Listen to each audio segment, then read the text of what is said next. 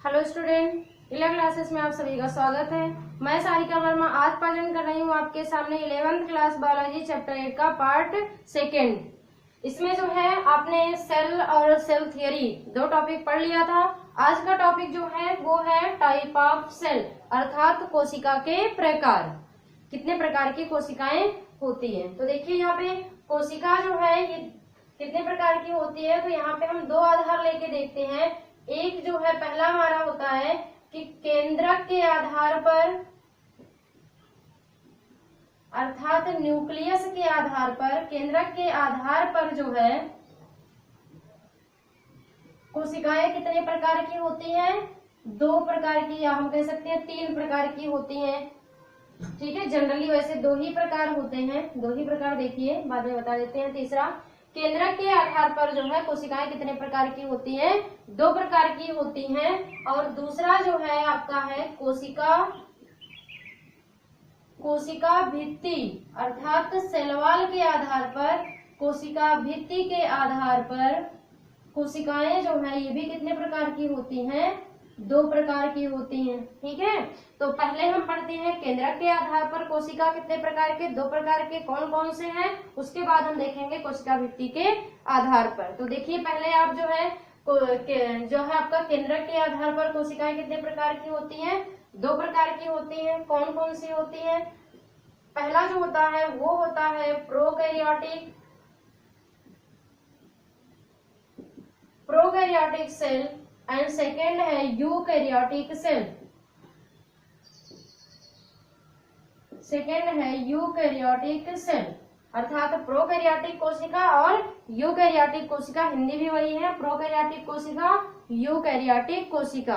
2 प्रकार की होती है किसके आधार पर, केंद्रक के आधार पर। तो देखिए यहाँ पे जो प्रोकैरियोटिक कोशिका है, यहाँ पे आप देख रहे हैं कि प्रोकैरियोटिक शब्द जो है ये 2 शब्दों से मिलकर के बना हुआ है। प्रो प्लस ये कैरियोटिक जो है ये कैरियन से मिलकर के बना होता है। मतलब यहाँ पे प्रो जो है ये है प्रो और कैरियन, यहाँ पे कैरियोटिक का मतलब है कैरियन। ये जो है 2 शब्दों से मिलकर के बना हुआ है, प्रो प्लस कैरियन। प्रो और कैरियन मिलकर के बना हुआ है प्रो कैरियोटिक। तो यहाँ पे जो प्रो है, प्रो का मतलब होता है प्रिमिटिव। प्रो का मतलब क्या होगा, प्रिमिटिव। और प्रिमिटिव को हिंदी में हम कहते हैं आद्य। प्रिमिटिव का मतलब हिंदी में क्या होता है, प्रिमिटिव का मतलब होता है आद्य। और कैरियन जो है इसका मतलब होता है न्यूक्लियस, अर्थात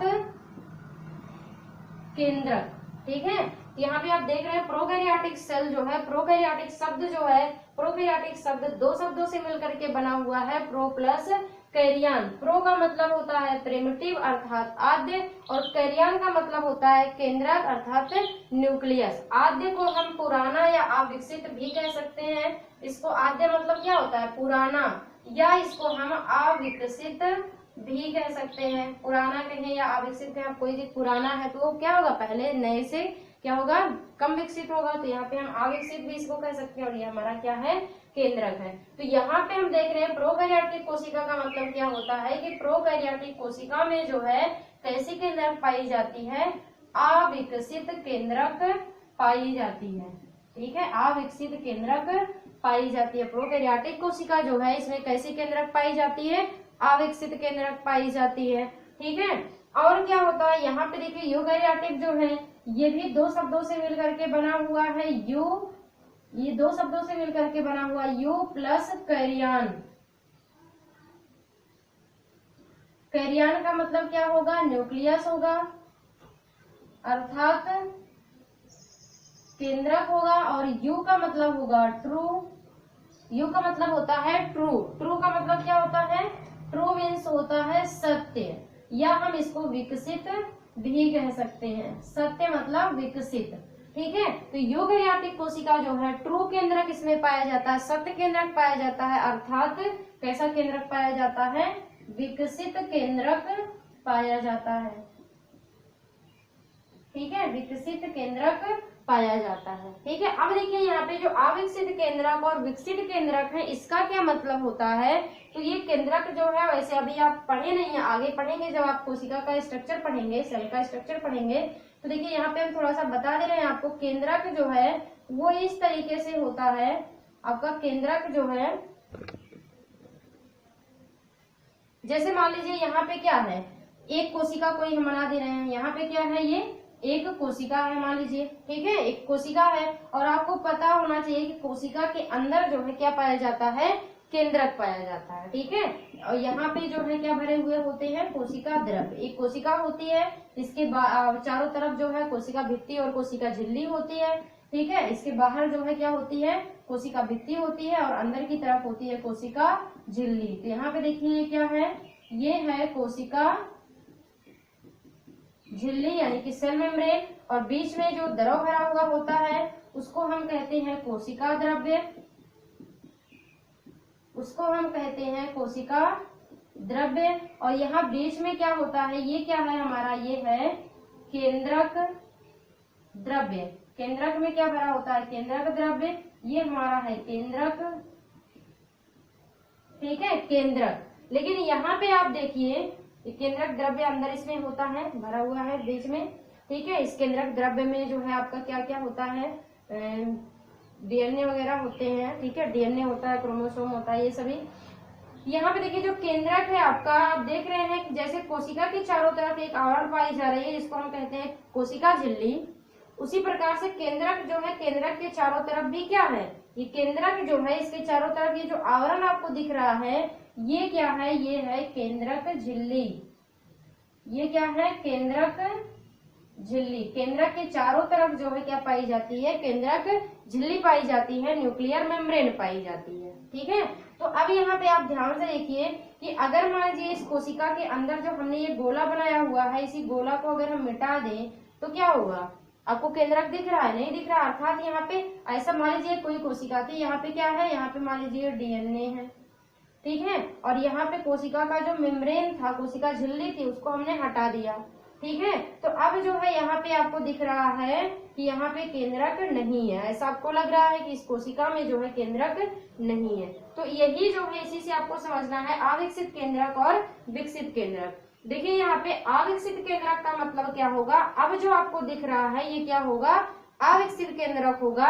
अर्थात जो है, और यहाँ पे जो क्या थे, केंद्रक द्रव्य थे। अब वो जब केंद्रक झिल्ली नहीं है तो केंद्रक द्रव्य और कोशिका द्रव्य ये दोनों क्या होंगे, एक दूसरे में मिले हुए होंगे। और यहाँ पे अंदर जो है क्या होगा, बीच में एक जगह पर कहीं क्या होगा, डीएनए होगा।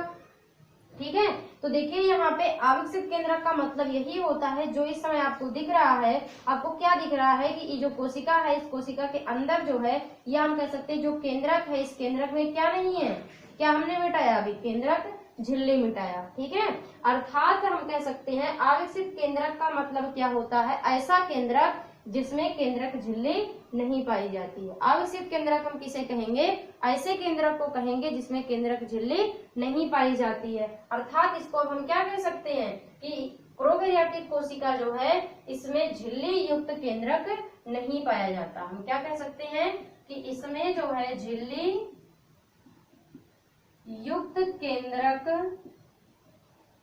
नहीं पाई जाती।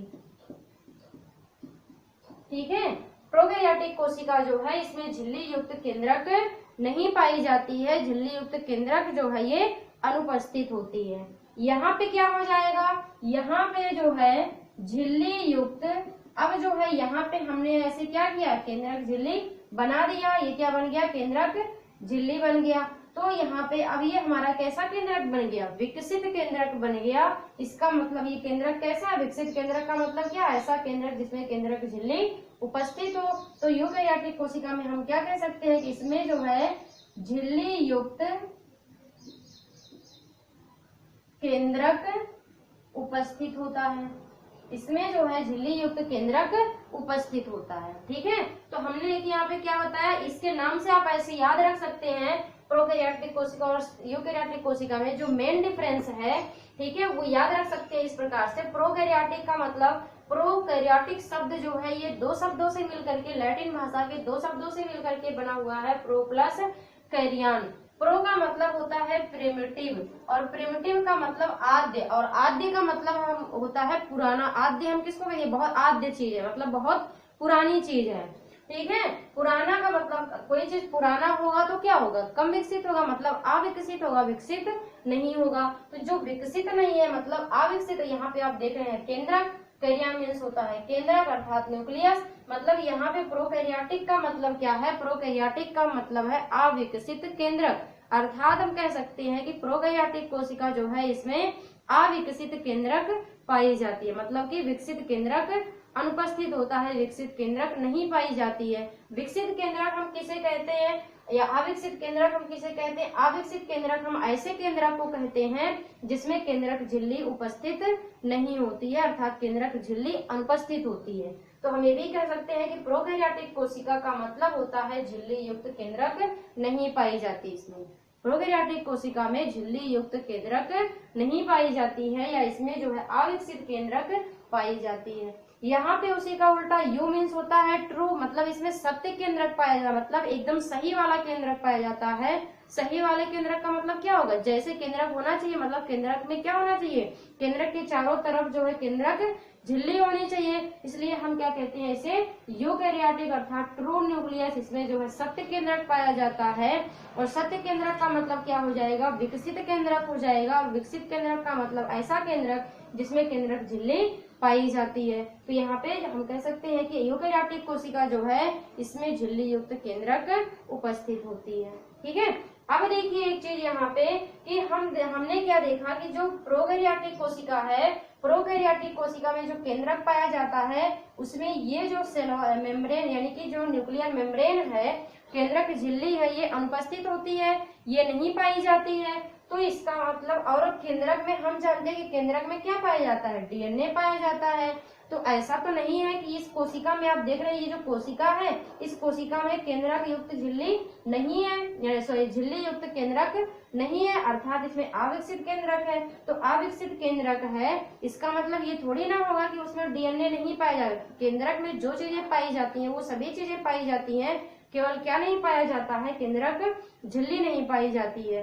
तो जिस स्थान पे हम देख रहे हैं इस कोशिका में डीएनए जिस स्थान पर उपस्थित होगा, ठीक है, यहाँ पे अब ये न्यूक्लियर मेम्ब्रेन तो है नहीं, जब न्यूक्लियर मेम्ब्रेन नहीं है तो उसको हम केंद्रक नहीं कह सकते, उसको हम क्या कहेंगे, अविकसित केंद्रक कहेंगे या झिल्ली रहित केंद्रक कहेंगे। तो यहाँ पे हम देख रहे हैं कि जिस स्थान पे यहाँ पे जो डीएनए है इस स्थान पे, और हम जानते हैं कि डीएनए किसमें होता है, केंद्रक में होता है, और यहाँ पे तो केंद्रक है ही नहीं है, तो हम इस स्थान को क्या नाम देंगे, तो इस स्थान को हम कहते हैं केंद्रकाभ।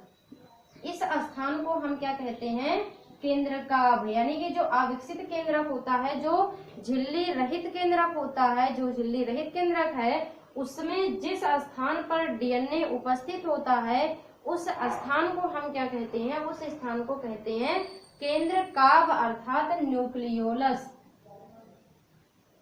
उस स्थान को हम क्या कहते हैं, न्यूक्लियोलस कहते हैं। ठीक है, तो अब यहाँ पे हम क्या कह सकते हैं, प्रोकैरियोटिक कोशिका में क्या पाई जाती है, केंद्रकाभ पाई जाती है। हम कह सकते हैं कि नहीं कह सकते, प्रोकैरियोटिक कोशिका जो है इसमें क्या पाई जाती है, केंद्रकाभ पाई जाती है।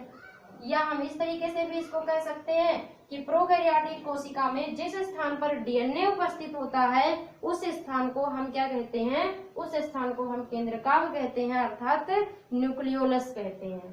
ठीक है, और यहाँ पे क्या होगा, अब यहाँ पे जब केंद्रक उपस्थित होगा या केंद्रक झिल्ली जब उपस्थित होगी तो इस स्थान को हम क्या कहेंगे, केंद्रक कहेंगे, इसको हम केंद्रकाभ नाम ही नहीं देंगे।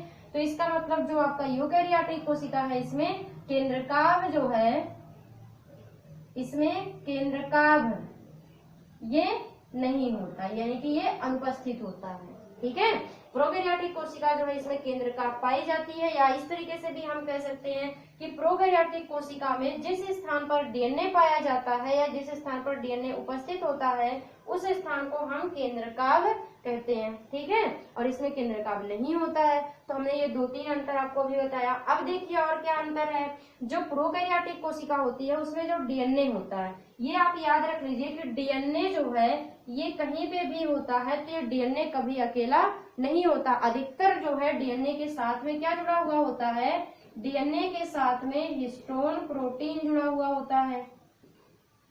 डीएनए के साथ में क्या जुड़ा हुआ होता है, हिस्टोन प्रोटीन जुड़ा हुआ होता है। हमेशा जो है अधिकतर डीएनए के साथ में क्या जुड़ा होगा, हिस्टोन प्रोटीन जुड़ा हुआ होता है। लेकिन यहाँ पे जो प्रोकैरियोटिक कोशिका होती है, प्रोकैरियोटिक कोशिका में जो डीएनए पाया जाता है उसके साथ में हिस्टोन प्रोटीन नहीं पाया जाता।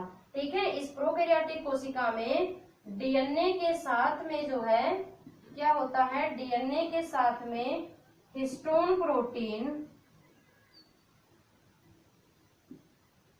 डीएनए के साथ में हिस्टोन प्रोटीन नहीं जुड़ा होता है या नहीं पाया जाता है। ठीक है, डीएनए के साथ में हिस्टोन प्रोटीन नहीं पाया जाता और इसको हम नाम देते हैं नग्न डीएनए। ठीक है, जिस डीएनए के साथ में हिस्टोन प्रोटीन नहीं पाया जाता, जिस डीएनए के साथ में हिस्टोन प्रोटीन नहीं जुड़ा हुआ होता है, उसे हम क्या कहते हैं, उसे हम कहते हैं नग्न डीएनए। ठीक है, तो हम कह सकते हैं कि जो प्रोकैरियोटिक कोशिका है इसमें कैसा डीएनए पाया जाता है, नग्न डीएनए पाया जाता है।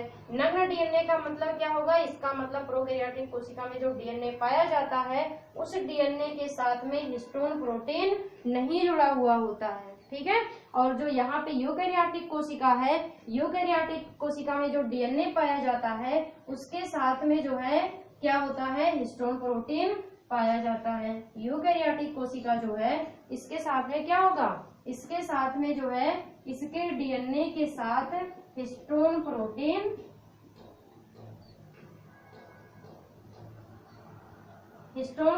जो है ये जुड़ा होता है।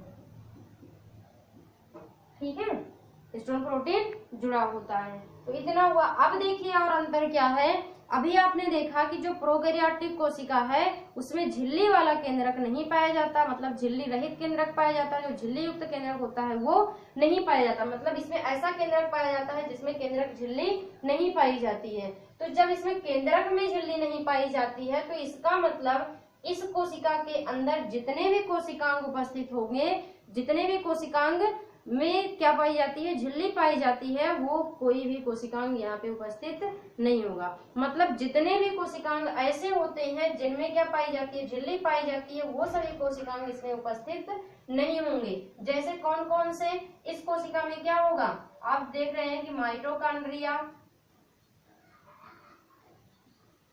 माइटोकॉन्ड्रिया हो गया, ठीक है, क्लोरोप्लास्ट हो गया,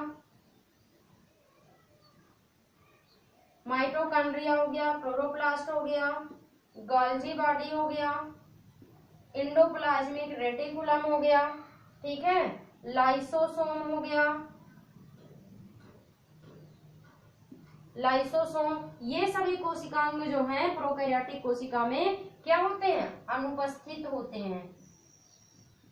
ये सभी कोशिकांग जो हैं इस कोशिका में क्या होते हैं, अनुपस्थित होते हैं। और इसमें जो है जैसे माइटोकॉन्ड्रिया हो गया, माइटोकॉन्ड्रिया हो गया, क्लोरोप्लास्ट हो गया, गोल्जी बॉडी हो गया, एंडोप्लाज्मिक रेटिकुलम हो गया, लाइसोसोम हो गया, ये सभी क्या होते हैं, ये सभी उपस्थित होते हैं, अर्थात ये सभी जो है इसमें प्रेजेंट होते हैं। ठीक है, और यहाँ पे जो यूकैरियोटिक कोशिका है, यूकैरियोटिक कोशिका जो है प्रोकैरियोटिक कोशिका में राइबोसोम तो पाया जाता है, लेकिन इसमें 70S राइबोसोम पाया जाता है, 70S राइबोसोम पाया जाता है। और यहाँ पे इसमें कैसा राइबोसोम पाया जाता है, 80S राइबोसोम, इसमें 80S राइबोसोम पाया जाता है। जो आपका प्रोकैरियोटिक कोशिका है, प्रोकैरियोटिक कोशिका का एग्जाम्पल जो होगा वो होता है ब्लू ग्रीन एल्गी, अर्थात नीले हरे शैवाल, बैक्टीरिया और जो है माइकोप्लाज्मा, ये है इसके एग्जाम्पल। और यूकैरियोटिक कोशिका जो है इसके एग्जाम्पल हो जाएंगे सभी जो है, यहाँ पे हम लिख देंगे सभी उच्च पादप एवं जंतु। ठीक है, सभी उच्च पादप एवं जंतु। और एक चीज यहाँ पे आप याद रख लीजिए कि जो प्रोकैरियोटिक कोशिका होती है इनमें जब विभाजन होता है तो विभाजन के समय तर्कु तंतु का निर्माण नहीं होता है। ये बाद में आप तर्कु तंतु जानेंगे, लेकिन अभी इतना जान लीजिए कि प्रोकैरियोटिक कोशिका जो है इसमें जो है क्या होता है, विभाजन के समय, इसमें विभाजन के समय तर्कु तंतु अर्थात स्पिंडल फाइबर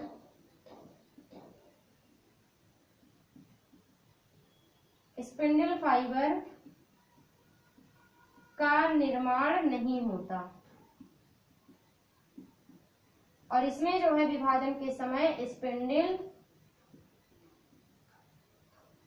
फाइबर का निर्माण होता है। ठीक है, इसमें जो है स्पिंडल फाइबर का निर्माण होता है। तो एक बार फिर से रिवाइज कर लेते हैं जल्दी से। देखिए आप, प्रोकैरियोटिक कोश यानी कि कोशिका जो है केंद्रक के आधार पर कोशिका दो प्रकार की होती है, प्रोकैरियोटिक कोशिका एंड यूकैरियोटिक कोशिका। प्रोकैरियोटिक कोशिका जो है ये प्रो प्लस कैरियन दो शब्दों से मिलकर के बनी हुई है। प्रो का मतलब होता है प्रिमिटिव अर्थात आद्य, और कैरियन का मतलब होता है केंद्रक अर्थात न्यूक्लियस। इसका मतलब प्रोकैरियोटिक कोशिका जो है इसमें जो है कैसा केंद्रक पाया जाता है, आद्य केंद्रक पाया जाता है अर्थात अविकसित केंद्रक पाया जाता है, या हम कह सकते हैं कि प्रोकैरियोटिक कोशिका में झिल्ली युक्त केंद्रक अनुपस्थित होते हैं। और इसमें जो है जिस स्थान पर प्रोकैरियोटिक कोशिका में जिस स्थान पर डीएनए पाया जाता है उस स्थान को हम केंद्रकाभ कहते हैं। ठीक है, और इसमें जो डीएनए पाया जाता है उस डीएनए के साथ में हिस्टोन प्रोटीन नहीं जुड़ा हुआ होता है, अर्थात प्रोकैरियोटिक कोशिका में नग्न डीएनए पाया जाता है। इसमें जो है झिल्ली युक्त, प्रोकैरियोटिक कोशिका में झिल्ली युक्त कोशिकांग नहीं पाए जाते हैं। जैसे कौन कौन से, माइटोकॉन्ड्रिया, क्लोरोप्लास्ट, एंडोप्लाज्मिक रेटिकुलम, ठीक है, गोल्जी बॉडी, लाइसोसोम, ये सभी क्या होते हैं, अनुपस्थित होते हैं। अर्थात प्रोकैरियोटिक कोशिका में झिल्ली युक्त कोशिकांग क्या होते हैं, अनुपस्थित होते हैं। प्रोकैरियोटिक कोशिका में 70S राइबोसोम पाई जाती है। ठीक है, और प्रोकैरियोटिक कोशिका जो होती है इस कोशिका के विभाजन के समय तर्कु तंतु अर्थात स्पिंडल फाइबर का निर्माण नहीं होता है। इसके जो एग्जाम्पल है वो क्या है, ब्लू ग्रीन एल्गी अर्थात नीले हरे शैवाल हो गए, बैक्टीरिया हो गए और माइकोप्लाज्मा, ये सभी में क्या है पाई जाती है कौन सी कोशिका, प्रोकैरियोटिक कोशिका। यूकैरियोटिक कोशिका में क्या है कि यू प्लस कैरियन दो शब्दों से मिलकर के बना है। यू मीन्स होता है ट्रू और कैरियन का मीन्स होता है न्यूक्लियस। अर्थात यूकैरियोटिक कोशिका जो होती है इसमें कैसा न्यूक्लियस पाया जाता है, सत्य केंद्रक पाया जाता है, ट्रू न्यूक्लियस पाया जाता है अर्थात विकसित केंद्रक पाया जाता है, या हम कह सकते हैं कि यूकैरियोटिक कोशिका में झिल्ली युक्त केंद्रक उपस्थित होता है। इसमें केंद्रकाभ नहीं पाया जाता। ठीक है, और इसमें जो डीएनए पाया जाता है उस डीएनए के साथ में हिस्टोन प्रोटीन जुड़ा हुआ होता है, अर्थात इसमें नग्न डीएनए नहीं पाया जाता है। और यूकैरियोटिक कोशिका में झिल्ली युक्त कोशिकांग उपस्थित होते हैं, अर्थात mitochondria, chloroplast, Golgi body, endoplasmic reticulum, lysosome. ठीक है, ये सभी कोशिकांग जो है यूकैरियोटिक कोशिका में उपस्थित होते हैं। यूकैरियोटिक कोशिका जो है इसमें 80S राइबोसोम पाया जाता है। यूकैरियोटिक कोशिका में जब विभाजन होता है तो विभाजन के समय तर्कु तंतु का निर्माण होता है। ठीक है, और यूकैरियोटिक कोशिका के उदाहरण क्या है, सभी उच्च पादप एवं जंतु। जितने भी उच्च पादप होते हैं और जितने जंतु होते हैं लगभग सभी जंतुओं में कैसी कोशिका पाई जाती है, यूकैरियोटिक कोशिका पाई जाती है। ठीक है, इसके बाद जो है एक कोशिका और आती है, उसका नाम है मेसोकैरियोटिक कोशिका। इसको आप पॉइंट वाइज नोट कर लीजिएगा दोनों का, यूकैरियोटिक और प्रोकैरियोटिक। अब इसके बाद एक कोशिका और बचा है, देख लीजिए उसको, फिर पादप कोशिका और जंतु कोशिका इसको बताएंगे।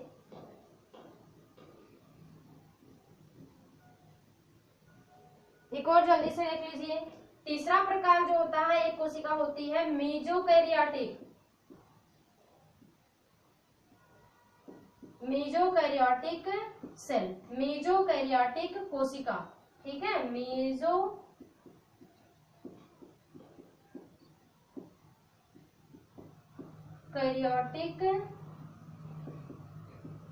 कोशिका। ठीक है, मेसोकैरियोटिक कोशिका जो होती है इसके नाम से पता चल रहा है, मेसो मतलब मिडिल हो जाएगा यहाँ पे मध्य, और कैरियन का मतलब न्यूक्लियस, लेकिन उससे कोई मतलब नहीं। मेसोकैरियोटिक जो है, मेसोकैरियोटिक कोशिका, जैसे आपने प्रोकैरियोटिक कोशिका और यूकैरियोटिक कोशिका दो पढ़ा, मेसोकैरियोटिक कोशिका जो है प्रोकैरियोटिक और यूकैरियोटिक के बीच की कोशिका को हम क्या कहते हैं, मेसोकैरियोटिक कोशिका।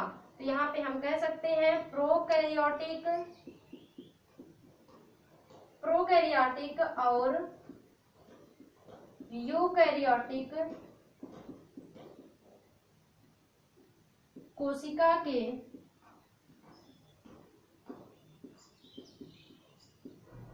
बीज की कोशिका, ये मेसोकैरियोटिक कोशिका जो है ये प्रोकैरियोटिक कोशिका और यूकैरियोटिक कोशिका के बीच की कोशिका होती है। ठीक है, और जो है इसमें मेसोकैरियोटिक कोशिका जो है इसमें झिल्ली युक्त केंद्रक, यहाँ पे क्या होता है, इसमें झिल्ली युक्त केंद्रक उपस्थित। ठीक है, मेसोकैरियोटिक कोशिका जो है इसमें झिल्ली युक्त केंद्रक उपस्थित होता है। और क्या है, ये आप देख रहे हैं झिल्ली युक्त केंद्रक उपस्थित होता है किसमें, यूकैरियोटिक कोशिका में। किसका लक्षण है, यूकैरियोटिक कोशिका का लक्षण है। अर्थात इसमें कुछ जो है प्रोकैरियोटिक कोशिका के लक्षण होते हैं और कुछ यूकैरियोटिक कोशिका के लक्षण होते हैं। तो अब यहाँ पे लिखा भी है कि प्रोकैरियोटिक और यूकैरियोटिक कोशिका के बीच की कोशिका होती है। इसमें आपने देखा ये किसका लक्षण है, झिल्ली युक्त केंद्रक उपस्थित होती है, किसका लक्षण है, यूकैरियोटिक कोशिका का लक्षण है। और इसमें जो है डीएनए के साथ में हिस्टोन प्रोटीन जो है ये क्या होता है, ये अनुपस्थित होता है। ठीक है, इसके डीएनए के साथ में हिस्टोन प्रोटीन अनुपस्थित होता है। ये हिस्टोन प्रोटीन अनुपस्थित होता है, ये किसका लक्षण है, ये है आपके प्रोकैरियोटिक कोशिका का लक्षण। ठीक है, और क्या होता है, इसके जो एग्जाम्पल होते हैं, बस इतना ही है इसमें जो एग्जाम्पल होते हैं वो होते हैं शैवाल। कुछ शैवाल होते हैं, सभी शैवाल भी नहीं होते, कुछ शैवाल होते हैं, कुछ जो है शैवाल के वर्ग। ठीक है, ये है आपका मेसोकैरियोटिक सेल, जिसमें आपने देखा कि ये इसमें दोनों लक्षण पाए जाते हैं, प्रोकैरियोटिक कोशिका और यूकैरियोटिक कोशिका दोनों के लक्षण पाए जाते हैं। ठीक है, एग्जाम्पल इसका क्या है, शैवाल वर्ग, यानी कुछ शैवाल ऐसे होते हैं जिनमें कैसी कोशिका पाई जाती है, मेसोकैरियोटिक कोशिका पाई जाती है। ये था जो है केंद्रक के आधार पर कोशिका के प्रकार। अब इसके बाद आपको पढ़ने हैं कोशिका भित्ति के आधार पर केंद्रक के प्रकार, कोशिका के प्रकार। तो इसको आपको बताया जाएगा अगले वीडियो में, तो वीडियो जो है ज्यादा लंबा हो जाएगा। तो उम्मीद है कि ये वीडियो आपको समझ में आया होगा। तो चैनल को आप सब्सक्राइब कीजिएगा, लाइक कीजिएगा, और जो कोई प्रॉब्लम होती है तो आप उसको कमेंट में जरूर बताइएगा। लेकिन इसको आप क्या कीजिए, इस लिंक को अपने दोस्तों के साथ में भी अधिक से अधिक शेयर कीजिए। Thank you.